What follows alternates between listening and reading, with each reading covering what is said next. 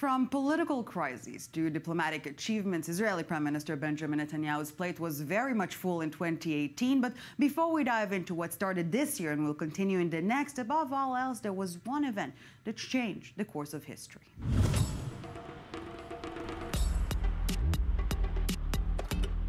There's a lot of mystery and confusion right now about what exactly is going on with the U.S. Embassy situation here in Israel. President Trump has directed our State Department to complete the transition of moving our embassy by the end of next year. The U.S. Embassy in Israel is moving to Jerusalem much faster than expected, May 14th. Celebrations are officially starting now in this festive ceremony here at the Foreign Ministry in Jerusalem. David, from the heart, from our hearts, thank you. Today, the ground is shifting in the Middle East, and Israel will never be the same again. Dignitaries are starting to arrive. The guests are starting to arrive. Welcome back. The clock is ticking. Everyone are now taking their seats, waiting for the big ceremony to start in less than 20 minutes from now, Tracy and Ami. Today, we officially open the United States Embassy in Jerusalem. Congratulations. It's been a long time coming. God bless the United States of America, and God bless Jerusalem, the eternal, undivided capital of Israel. Baruch atah Adonai, Eloheinu melech haolam, shehecheyanu v'kimanu v'egianu lazman hazeh. Yet this groundbreaking move wasn't the only foreign policy achievement for Jerusalem. Far from it, an endless row of leaders arriving in Israel and numerous trips abroad. Netanyahu set a goal to refute the long-standing notion that without peace with the Palestinians, Israel won't be able to have prosperous diplomatic relations with the world's nations, including those here in the Middle East. Here's a small taste. Prime Minister Benjamin Netanyahu is packing his bags.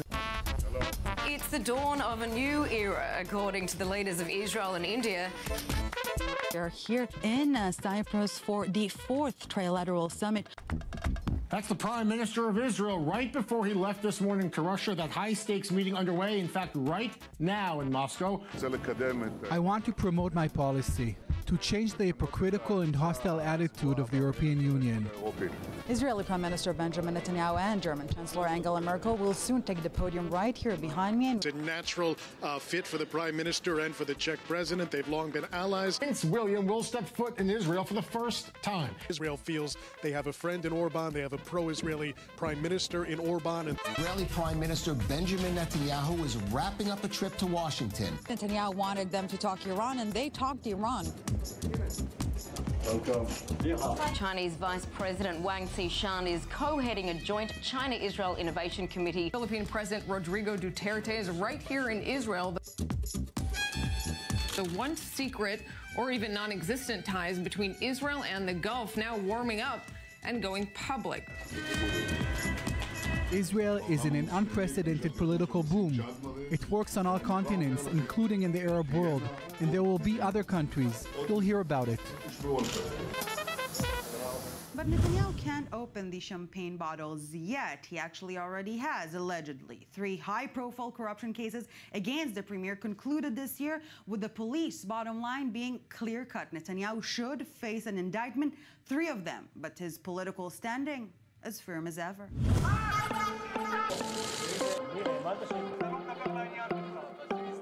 Political earthquake is shaking the Prime Minister's residence. Police say he's a crook.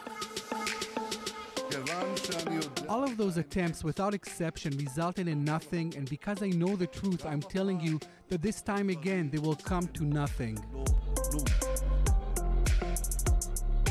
Prime Minister Benjamin Netanyahu will likely face questioning this week in yet another police probe. They bring 2 delusional false claims as part of a witch hunt against me and my family, which has been going on for years. This is perhaps the biggest achievement of the Prime Minister. Despite all the legal troubles that are hovering above him, he maintains his political support from the right side of the political map.